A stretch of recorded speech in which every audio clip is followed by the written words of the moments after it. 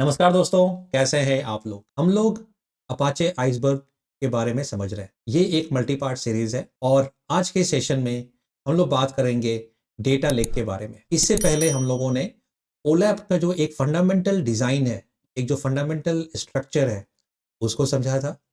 उसके बाद हम लोगों ने डेटा वेयरहाउस कैसे आया, क्या उसका फीचर सेट था, क्या उसके लिमिटेशंस थे, उनको समझा। इसके बाद डेटा लेक आया।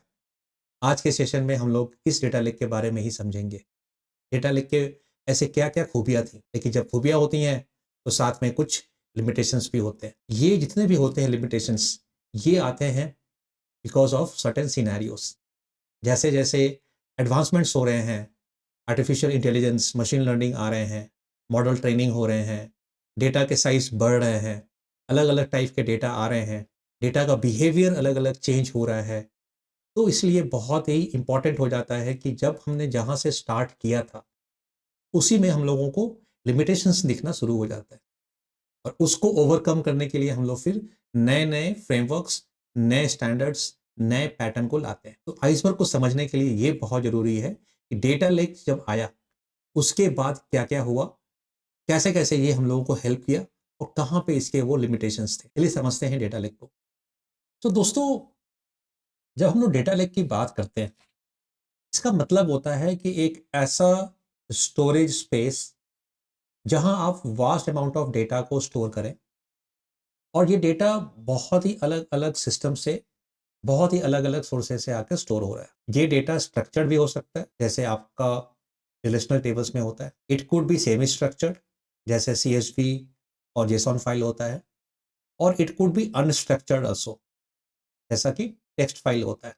एक सिंपल फाइल सिस्टम में .txt फाइल जो हम लोग बोलते हैं, it's a very good example. तो डेटा लेक जब स्टार्ट हुआ इम्प्लीमेंट होना, Hadoop was one of the most common framework और टूल यू कैन से जो यूज होना शुरू हुआ। अब हाडूप का दो कंपोनेंट था। एक था स्टोरेज, जिसको हम लोग बोलते हैं एसडीएफएस, हाडूप डिस्ट्रीब्यूटेड फाइल सिस्टम, और दूसरा उसका था कंप्यूट पार्ट, जिसको हम लोग बोलते हैं मैप एंड रिड्यूस। बहुत ही फंडामेंटल है दोनों का। हाडूप का जो डिस्ट्रीब्यूटेड जो फाइल सिस्टम है, वो बहुत ही मेजर रोल यहाँ प्ले करता है। आप अपने सिस्टम में जब एक डेटा को रखते हैं, मान लीजिए कि आपने एक सर्वर लिया और उस सर्वर में आपने 100 जीबी के डेटा को रखा। अब इस फाइल सिस्टम के ऊपर हाडूप अपना फाइल सिस्टम बनाता था, अपना एक लेयर बनाता था, और वो लेयर क्या करता था कि ये पूरे फाइल्स को लेकर और उन हार्डवेयर पे वो उनको डिस्ट्रीब्यूट कर देता, and that distribution could be based on any की, एनी यूनिक की के बेसिस पे वो करता था। जैसे फॉर एग्जांपल, अगर आपके पास यूजर का पूरा डिटेल है, जिसमें कि एड्रेस, फोन नंबर, सारा कुछ है, तो आप उसको पिन कोड के बेसिस पे भी कर सकते हैं, स्टेट के बेसिस पे भी कर सकते हैं। उसका बेनिफिट क्या होता है?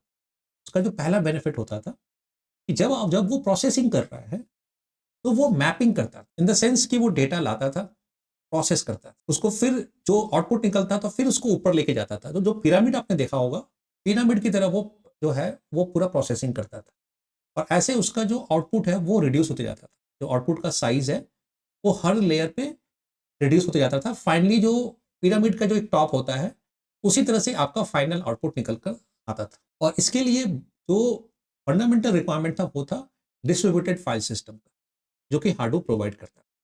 तो पूरा जो क्लस्टर बनाता था, कौन सा डेटा किस नोड में जाएगा, कहाँ पे कौन सा जॉब एग्जीक्यूट होगा, कौन सा जॉब एग्जीक्यूट हुआ, नहीं हुआ, ये सब वो हाडूप ही मैनेज करता था। आई थिंक मैंने ये कभी कवर किया है किसी सेशन में। यार्न वगैरह उनके पास अपना होता था, शेड्यूलर ऑर्केस्ट्रेटर होता था। यार्न के हेल्प से ये सारा को वो ऑर्केस्ट्रेट करता। लेकिन हाडूप का एक प्रॉब्लम था, हाडूप बहुत ही लैंग्वेज स्पेसिफिक था। जावा का जो है, जो भी उस पे कोई भी अगर जॉब को लिख रहा है, कोई अगर डेवलपमेंट कर रहा है, तो वो एक प्रोग्रामर होना चाहिए, वो एक वैसे डेवलपर होना चाहिए जिसको कि जावा पता। और जो डेटा एनालिस्ट होते हैं, generally they are strong in the SQL side. तो हुआ कि फिर ऐसा एक फ्रेमवर्क लाते हैं जो कि मुझे एक एसक्यूएल इंटरफेस देगा। इसका मतलब कि I will write the query, जो आपके एनालिस्ट हैं, they will write the query, but वो क्वेरी जो है वो इंटरनली जावा कोड में ट्रांसफॉर्म हो जाएगा। और ये फ्रेमवर्क जो है, इसका नाम आया हाइव। हाइव को लाया गया, एंड इसका बहुत सिंपल यही रीजन था। जब हाइव आया, तो वो अपने साथ एक और बहुत ही इंपॉर्टेंट चीज लाया, क्योंकि हाइव ने क्या किया, आप हाडूप में, Hadoop was a file system.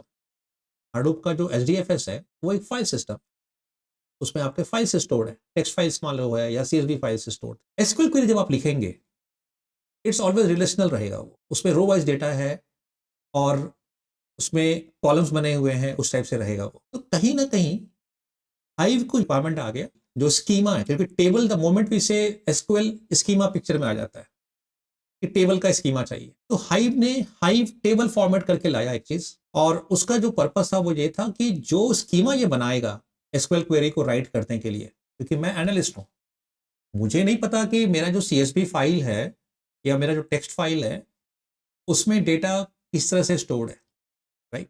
क्योंकि वहां कॉलम तो होते नहीं है, वहां तो सिंपल आपने फाइल अपना ओपन किया, वहां पर लिख दिया, कॉमा सेपरेटेड होता है या टैब सेपरेटेड होता है। तो हाडूप ने क्या किया, उसने बिजनेस एनालिस्ट को एक टेबल दिखाया कि ये टेबल है, और टेबल में जो भी कॉलम है, मान लो first name, last name, address, phone number, ये सारे जो कॉलम है वो एक्चुअली भी फाइल सिस्टम में ऊपर के जो फील्ड होते हैं, फाइल अगर आप ओपन करेंगे text file, plain text file open करेंगे तो ऊपर में जो फील्ड लिखा है आपने, और अपने कॉमा से उसको अलग अलग जो है बाइफरकेट किया है, तो वो चीज जो है वो पूरा हाइव मेंटेन कर रहा है। और इसके लिए उसने एक कंपोनेंट बनाया था जिसको हम लोग बोलते हैं hive table format. This is nothing more than a catalogue. बाद में इसी को जो है वो कैटलॉग बना।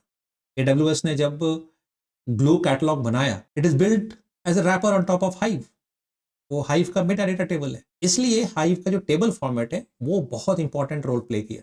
तो हाइव ने दो चीज लाया, एक तो कि वो एसक्यूएल लाइक इंटरफेस लाया जहाँ के वो टेबल एक स्कीमा दे रहा था हम लोगों को, और उसको मैनेज करने के लिए वो जो है हम लोगों को एक कैटलॉग दे रहा था, टेबल फॉर्मेट दे रहा था, और जो भी हम लोग क्वेरी लिखते थे उसको फिर वो ट्रांसफॉर्म करता था और जाके फाइल सिस्टम में एक्चुअली भी एग्जीक्यूट करता था। जो आपका SDFS का जो स्टोरेज था, जो क्लस्टर था, जो फाइल सिस्टम था, वो धीरे धीरे हटने लगा। और कब ये शुरू हुआ? जब क्लाउड आ गया। क्योंकि क्लाउड बोला कि मैं आपको तो बहुत सिंपल, AWS ने बोला मेरे पास S3 है विच इज ऑब्जेक्ट स्टोरेज, आपको फाइल सिस्टम बनाने का जरूरत ही नहीं है, आप सीधा अपना ऑब्जेक्ट लाओ, अपना फाइल लाओ, यहाँ लाकर स्टोर करो।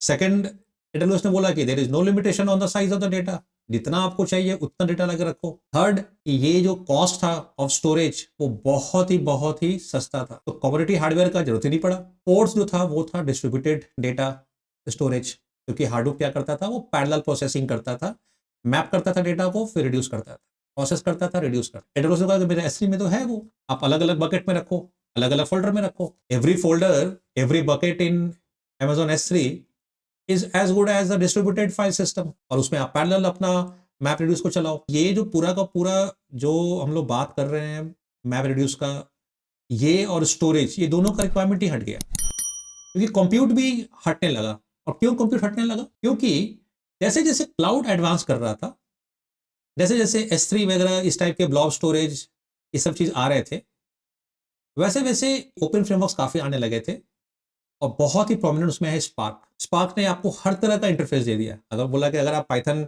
डेवलपर हो, मैं आपको पाइस्पार्क देता हूँ, आपको एसक्यूएल आता है, आप स्पार्क एसक्यूएल यूज करो, प्रेस्टो आ गया, ड्रेमियो आ गया। तो ये सारे जो है ना, इतने सारे टूल्स आने लगे, और सबका एक फंडामेंटल स्ट्रक्चर था पैरेलल प्रोसेसिंग, और ये सब क्लाउड कंप्लायंट थे। क्लाउड कंप्लायंट मतलब कि जो S3 स्टोरेज में जो आप स्टोर कर रहे हो डेटा, उसको ये लोग रीड कर सकते थे, प्रोसेस कर सकते थे। तो हार्डूप का जो है एंड ऑफ लाइफ आने लगा, क्योंकि अब हार्डूप का जरूरत ही नहीं था। लेकिन अगर हार्डूप का जरूरत नहीं था तो हाइव का जरूरत नहीं था, तो हाइव भी फेड आउट होने लगा। हाइव का जो टेबल फॉर्मेट है, जो कैटलॉगिंग वाला जो पार्ट है, जो मेटा डेटा वाला पार्ट है, वो एक ऐसा चीज था जो सबको चाहिए था, nobody had it. Even AWS का जो मैं बात कर रहा था ग्लू का, तो ग्लू कैटलॉग जो है उसने फिर हाइव को ही लिया, because it was open source, उसने उसको अडॉप्ट किया, उसके ऊपर फिर इन लोगों ने अपना बिल्टअप किया। तो ये जो है, this is a brief history of data lake. तो डेटा लेक के प्रॉस भी हैं एंड कॉन्स भी हैं। जो सबसे पहला जो प्रॉस है वो ये कि डेटा लेक जो है, अगर मैं Amazon S3 का एग्जांपल लूं, तो ये बहुत ही लो कॉस्ट स्टोरेज स्पेस है। इसमें आप कितने भी बड़े साइज ऑफ डेटा को आप स्टोर करो, बहुत ज्यादा कॉस्ट नहीं आता। And I am comparing with any database, अगर आप ले लो, कुछ भी नहीं है उसके सामने। तो सेकंड चीज है कि जो कंप्यूट है वो टोटली डिसइंटीग्रेटेड है, वो आप कंप्यूट के लिए कुछ भी यूज करो।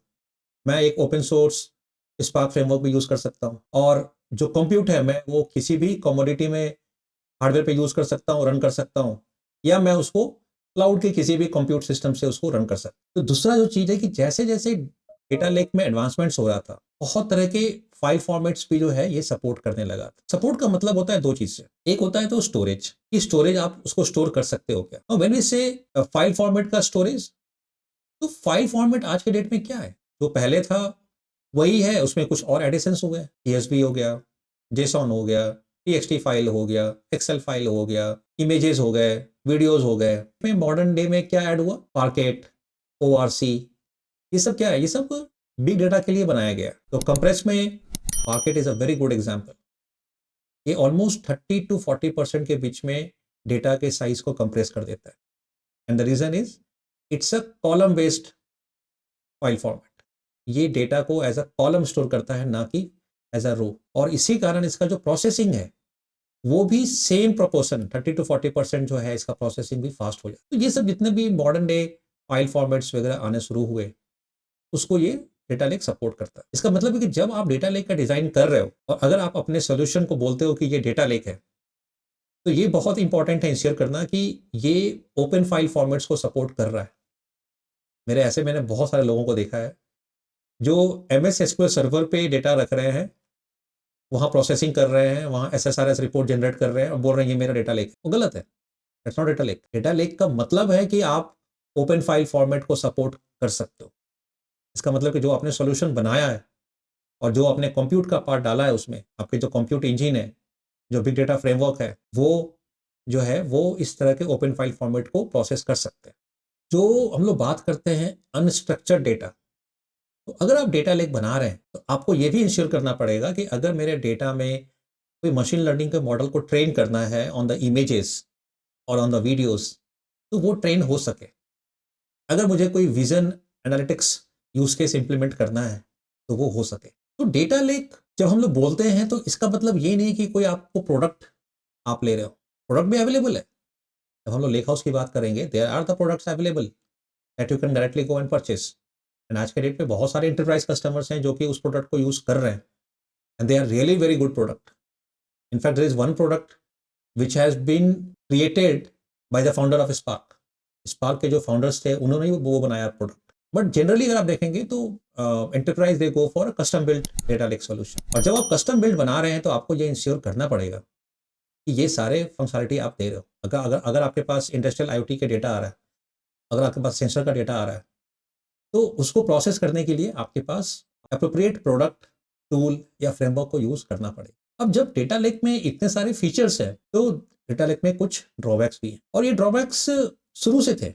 ऐसा नहीं है कि पहले से नहीं था, ये बाद में आया, ऐसा नहीं है। तो जो सबसे जो पहला था प्रॉब्लम वो था कि ये तो एक ऑब्जेक्ट स्टोरेज है, तो Amazon S3 है जहाँ की हम लोग बना रहे हैं डेटा लेक, वहाँ पे CSV फाइल मान लीजिए है और आपका सेल्स का डेटा आ रहा है हर दिन का कि आज इतना प्रोडक्ट सेल हुआ, आज इतना हुआ, आज इतना हुआ, इतना हुआ। अब वहां पर लाकर तो आप CSV को स्टोर कर रहे हैं, इंडेक्सिंग तो आपके पास है नहीं।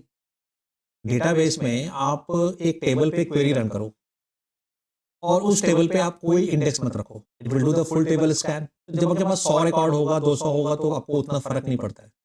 बट वही अगर आपके लैक्स, 10 लैक्स, मिलियंस, 2 मिलियंस अगर बढ़ते जाने लगा, तो उसका परफॉर्मेंस जो है बहुत इंपैक्ट करेगा। तो डेटाबेस का one of the thing is कि उसमें इंडेक्स का फीचर है, आप इंडेक्सिंग करते हो, वो चीज जो है वो डेटा लेक में नहीं है। अब वो अगर नहीं है तो क्या होता है कि जब आप डेटा एक्सेस करते हो तो आप जितने भी फाइल्स हैं मेरे एक बकेट के अंदर में, एक फोल्डर के अंदर में, वो सारे फाइल्स को और उस फाइल्स के सारे जो डेटा है सबको एक्सेस करेगा, और इससे आपका परफॉर्मेंस जो है वो इंपैक्ट करेगा। जो सेकेंड चीज है वो है कि डेटा लेक में भी अपशर्ट होता है।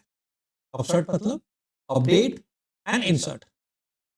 अगेन मैं सेम एग्जांपल लेता हूं सेल्स डेटा का। आपका SAP है, कोई भी ERP सिस्टम है, वहां से आपके सेल्स का डेटा आ रहा है हर दिन, उसको आप अपडेट कर रहे हो। अब वो सेल्स का डेटा में हो सकता है कि बैक डेट का कोई रिकॉर्ड अपडेट भी हुआ है, कोई रिकॉर्ड इंसर्ट भी हुआ है, कोई रिकॉर्ड डिलीट भी हुआ है। तो डेटाबेस में ये करना तो बहुत ही आसान है। आपने अपडेट का क्वेरी लिखा और आपने कर दिया, आपने इंसर्ट का लिखा क्वेरी, आपने कर दिया। पर डेटा लेक में एसिड टाइप का कोई चीज है ही नहीं। एसिड का मतलब कि वो फीचर, वो नॉर्म्स, वो रूल्स जो कि ये इंश्योर करता है कि डेटा जो है, जब आप डेटा को अपडेट कर रहे हैं तो उसका स्टेट कंसिस्टेंट है। इसका मतलब कि अगर मैं 4 जगह कोई डेटा को अपडेट कर रहा हूं, तो या तो वो 4 जगह एक पूरा अपडेट होगा या तो कहीं अपडेट नहीं होगा। या अगर 2 या 2 से ज्यादा लोग सेम डेटा पे अपडेट कर रहे हैं, तो at any given point of time कोई एक ही उसको अपडेट कर रहा है। अदरवाइज डेटा जो है आपका वो करप्ट होने के चांसेस होते हैं। अब ये सब जो फीचर्स है जो कि एक आरडीबीएमएस या एक डेटा वेयर हाउस के इनहेरेंट फीचर्स होते थे, वो जो फीचर्स है ये डेटा लेक में मिसिंग था। मैं फिर से बोल रहा हूँ, डेटा वेयर हाउस में ये फीचर है क्योंकि वो it is as good as a database.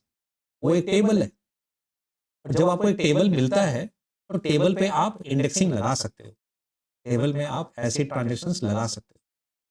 लेकिन चूंकि यहाँ पर डेटा लेक में चूंकि ये ऑब्जेक्ट स्टोरेज है, ये एक फाइल स्टोरेज सिस्टम है, तो यहाँ पर आप जो है सेम ट्रांजेक्शंस के जो रिक्वायरमेंट्स हैं एसिड के या परफॉर्मेंस के लिए इंडेक्सिंग के, ये आप नहीं लगा। दैट इज द रीजन कि लोगों को ये लगने लगा कि data lake is not the sole solution for this whole thing. वो एक अकेला हमको पूरा एंड टू एंड मेरा पर्पस सॉल्व नहीं कर सकता, डेटा वेयर हाउस भी साथ ही साथ चाहिए। अब हम लोग आगे जाएंगे और समझेंगे कि डेटा लेक हाउस क्यों बना, कैसे बना और इसके क्या फीचर्स होते हैं। तो आज के लिए इतना काफी है। जो आगे जो सेशन आने वाला है वहां हम लोग बात करेंगे डेटा लेक हाउस के बारे में। तब तक के लिए नमस्कार।